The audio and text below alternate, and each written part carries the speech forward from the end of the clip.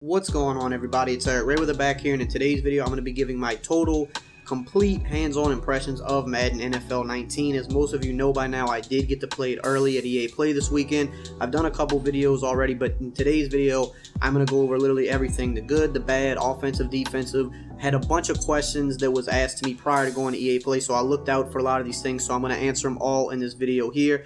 So just keep in mind, it's not the final build of the game at all. The build we were playing on was already 3 weeks old, and they already had a later build of the game. A lot of bugs and glitches that we did report back to the devs, a lot of them they already said were fixed, but I'm going to still cover those in this video because this video is just going to be based off of what was played at EA Play. So we're just going to assume that, let's just assume this is the final game, and this is what this review is going off of, but do know the game will change before release. So let's just talk quickly about real player motion because I've already kind of beat that into the ground, but I want to be thorough and include everything. So real player motion honestly makes the game feel completely different. A lot of people, you may have heard, say the game is slower. It definitely does play slower. But in order for real player motion to be realistic, they had to slow the game down. If they were to have the game at the same speed that we had been playing with the new player motion technology, things would have been a little too glitchy. So it's definitely slower. It's gonna take time to get used to. It does feel a little clunky right now, but there still is probably some tuning that needs to be done, I'm sure. But it's gonna feel weird for a few games. It's gonna take time to get used to, but once you do get used to it, it feels smoother, and I think people will like it better. It is more realistic, and that is the big change for this year. The really big change is the real player motion. That's something people have wanted, more realistic animations running and things like that, more realistic physics. So it's something people have been wanting, so I hope that people are happy with that being the big change because it was something that was so sought after. So it is in the game now, and it's definitely going to make the game feel better. The one cut mechanic comes along with this. It's kind of hard to pull off, in my opinion. I did, tell them that along with some other people that maybe they want to think about tuning it a little bit. It was easier to pull off on like kickoff returns and punt returns when there was a lot of open field, but in run plays or in the open field, with a ball carrier, the window is very small to pull this move off, and you can only do it once per play because you do take a pretty big stamina hit. So not the easiest to pull off of. They may tune it, but from my experience, it's not something that I think is going to be too crazy as of right now, but that could change. RPOs, that was a question I got asked a lot before I went out there. See if there's RPOs in the game. I didn't see any. I don't believe RPOs are in the game. If they were, I think EA would have talked about it by now in the gameplay blog because it would have been a big deal. No RPOs as far as I know or saw. They didn't add any special or trick plays, like no Philly special. A lot of people asked about that, and the devs did kind of elaborate on that a little bit. They said they didn't want to put any crazy trick plays into the game just yet because they don't want to put anything in the game that they feel like has too good of a chance of being easily exploitable. They want to make sure they have the right things in place on defense to be able to stop these kind of plays before they put them in the game and just have it wind up taking over the game. So I get that answer. It is a good answer, but of course I still wish there were special plays in the game. It would be cool, but not yet, but probably in the future. The presentation pretty much looks the same unless you count the new celebrations as part of the presentation. They didn't really touch the scoreboard or pregame stuff. They did a lot of that last year, so don't really expect to see too much new presentation stuff this year. Celebrations, I'll touch on that briefly. I thought they were a lot of fun. There's some crazy team celebrations in the game this year, signature celebrations for signature players. Odell Beckham has signature celebrations, things like that he does in real life. I think they'll be pretty fun, but keep in mind EA did also say that they can update these throughout the year. So whatever teams are doing or players are doing in real life, they can update these via title updates to keep them fresh. So that's something I'm kind of excited to see how much they do that. Franchise mode, all the information on franchise mode just dropped yesterday. I looked at it briefly, but definitely seems like franchise got a decent overhaul this year, more than it has in years past. There's a lot of new things to franchise mode, so I think franchise players will be happy. There's still a lot of stuff missing. There's still a lot of stuff they need to nail down and get in there over the next couple of years for sure, but I think they did make a positive step forward in adding a lot of things that people have been requesting. So franchise mode players should have a lot more fun this year, and it won't be as boring as it has been in the years past. At least that's my take on it. Pass interference is another question I got asked a lot about. Pass interference will be in the game in online play. Only user-generated pass interference, so not random PI. If you play like on simulation mode in franchise, you'll get random pass interference sometimes. You won't get random in online play, but if you hit stick someone in the air, or you get to the receiver too early, or you try to purposely like block them and run them off the field or out of the play, you will get called for pass interference now. So I think that is actually a really good fix. The air truck is fixed. For those that don't know what the air truck was, when you did the truck mechanic this past year, a lot of times it would fake the whole defense out. They would kind of just like stop or stumble and kind of bite on the truck even if they were like 10 yards away, and a lot of times it would spring you for long runs. That is completely fixed and out of the game, not an issue anymore. While we're talking about running, jukes and spins to me still seem to work pretty well, especially with guys like Barry Sanders who are elite with those kind of moves. You can stop them with a good user though, but you do have to be in good position. If you're in good position and you line up your tackle, you won't get juked out unless your pursuit rating is like super low. Also, if you strafe and you're in good position, you'll never get faked out. But you do have to be a good user on defense in order to kind of get this benefit. If you have a bad angle, you'll still get faked out. If you let the computer try to tackle for you, you're going to still get your ankles broken pretty often. It was pretty easy to fake out the computer, even with the player motion being slowed down. Those are still very easy, so you're going to want to definitely get your user skills up on defense if you don't want to be faked out a lot. But other than that, the jukes and spins still seem to work pretty well to me. The hit sticks are really crazy now. There's a ton of new hit sticks animations. I think they redid the whole hit stick system. You can also now hit stick a wide receiver in air to help him separate from the ball, so there's a lot of mid-air collisions. Even CPU players go for mid-air collisions a lot this year, so you will see that a lot in the game, which is pretty cool. They look really cool, in my opinion. Keep in mind, though, the hit sticks are a lot harder this year. The last few years, hit sticks have been very easy to pull off. Last year, they got a little bit harder, but was still kind of easy. Hit sticks were really hard this week. A lot of people were flopping on the ground and mistiming them. If you're trying to hit stick every play, it's not going to happen anymore. If you're trying to hit stick from the side or with a bad pursuit angle, you're going to literally flop on the ground and give up extra yards to the ball carrier. So hit stick is more of a risk reward than it ever has been. You want to line it up and definitely make sure you're in good position. But when you do, you're going to really lay some good hit sticks. And even like I think the real player motion ties into this, but like the strength and momentum and all that really factors in on the hit sticks now. If you have a big linebacker and you're hit sticking a guy like Sproles or Dion Lewis, they're going to go flying. Like, you're going to see a lot of ragdoll hits this year with speed and momentum and strength into play. So I think the hit stick system just overall is really cool this year. Talking about zones, one zone that was definitely improved and was noticeably better was the mid-read zone. They got more depth on the field to defend like slot seam or like, street seam routes and post routes and things like that. So you don't have to put them in a deep blue anymore. You can if you want to, but it was, they got back there and did a pretty decent job. Speaking on zones still, cloud flats, in my opinion, didn't seem that great. They've been really great the last couple years. They've been almost overpowered at times, until people kind of learned how to glitch them out. But to me, at EA Play, they seemed pretty, not that great. They were pretty easy to kind of suck them down with certain motion routes still. Just judging off EA Play, cloud flats did not look to be that good. Hopefully they addressed that. We definitely gave them that feedback, so hopefully they tune that. But I would say zones in general seemed pretty good as far as the placement went. They weren't jumping a ton of routes, but they would, if you had a 90+ zone defender, they would jump routes sometimes, but they wouldn't do it every time like 91 zone did last year. So it was kind of like you didn't know if he was going to jump it or not, but it was kind of better because no one jumps a route every single time. It's not realistic, but the zone placement was really what I found to be good. Like, guys weren't just backpedaling off into nowhere if there was nobody to cover them. Deep zones would often turn their hips and try to attack a guy coming into his area, whereas in years past, a lot of the times those deep zones wouldn't do that. They wouldn't actually react until you threw the ball. They would keep backpedaling off into the middle of nowhere when there was no threat deep on the play. So I did notice that, but overall I would say zones were inconsistent at best. Sometimes they jumped routes, sometimes they didn't. Cloud flats are bad, but mid reads are pretty good. Deep zones were decent. But there definitely was some glitching with the zones. Like, sometimes when you threw right at a zone, he would just glitch out and almost bite on the pass and just be way away from the defender. Sometimes it would kind of warp a little bit, and we did give that feedback to the devs. They did say that is fixed in the final build, that was an issue going in to EA Play, and they knew about it and they fixed it, so that really remains to be seen. But if I'm judging just off EA Play, I would say the zones at best were inconsistent, and they were definitely glitching at times. Not every play, not all game long, but there were definitely times when you threw the ball, if you timed a rat catch or an aggressive catch at the right time, it seemed like the defender would kind of glitch out a little bit. So that's just me being honest, but they did say they were fixing it, so I'm gonna take their word for it. Hope they fix it. Speaking on defense, man coverage definitely seemed pretty good. It seemed decent to above average at times. I didn't mess with it a whole lot. Other people have said that they felt man defense was good too, so I know it's not just me. It must be pretty decent. So I definitely expect the beginning of Madden 19, that probably will be the meta. People will be running a lot of man defense until people get more creative and kind of figure out the state of the zones and how they react and which zones are the best. But man defense definitely did seem improved. but it's still early. You know, by the time the game comes out, so much can change between now and then. We really don't know, but it did seem good.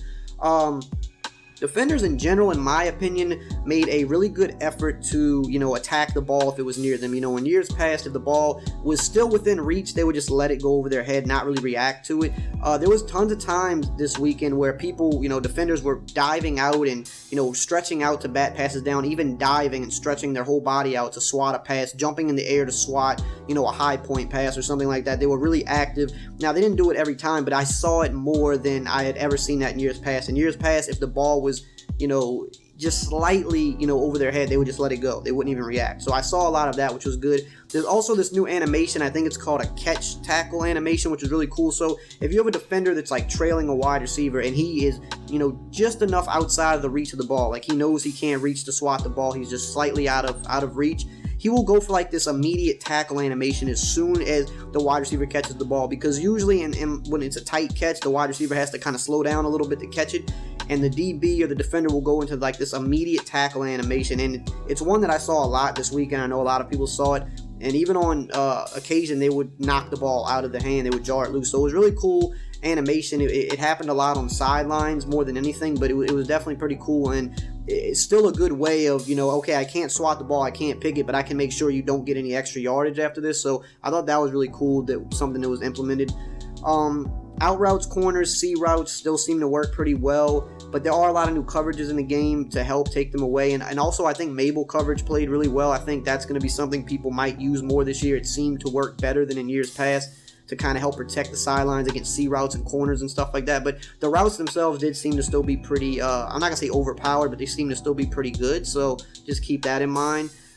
Play the sticks mechanics seem to work better. I only used it on a very few occasions, so it's a very small sample size. But, like last year, if you had 3rd and 20, 4th and 20, you couldn't play the sticks. They would never get far enough back to defend the first down line. I saw them do it on a couple occasions when I used it. So off the small sample size that I have, it did seem better. Playmaker also seemed better. In the past couple years in regs, Playmaker wasn't that good. It was only good in MUT if you had the Playmaker ability on your card. There was a lot of times this weekend where I, had nobody open and I Playmakered up and they got up the field really quick, and I turned that into a lot of big plays. So, obviously if you man up a guy that you're expecting to be Playmaker, it kind of shuts it down. But if people are just playing all-out zone defense and they're not expecting a Playmaker, if you're like on the run and need to make a play, I noticed that Playmaker seemed to be way better than it had been in past years. High point passes and aggressive catches seemed very overpowered. In fact, it was definitely the most overpowered thing that we saw.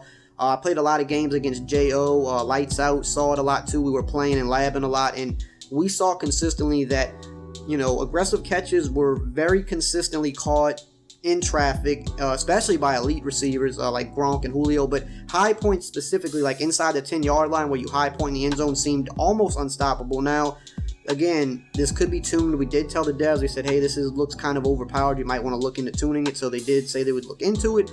I don't really mind it being overpowered in the red zone personally, because in Madden, when you get inside that 10, it's kind of hard to score. Whereas in real life, if a team gets inside the 10, gets inside the 5, they typically do score the touchdown. Whereas in Madden, it's kind of the opposite. So I don't really mind it inside the red zone because it kind of gives you something to go to. But there were times in the open field just throwing it on a corner route or like a streak, and they went up and just, especially guys like Gronk and Julio, like one-handed snagging it out of the air, was definitely the most overpowered thing this weekend. If it stays like this at launch, expect to see a lot of aggressive catches and high points because they were really overpowered. Now, defenders still did go up and get good animations and pick it off sometimes, I will say that, but I think offensively it was way more in the favor of the offense than the defense. Halfback Wham definitely seemed to be not as good as the past couple of years. It was still usable in my opinion, just not as overpowered. The motion on the tight end is kind of slower now and he doesn't really get a good block most of the time, so that kind of hurts it. But the run was still okay. I don't think it's as bad as people were saying it was.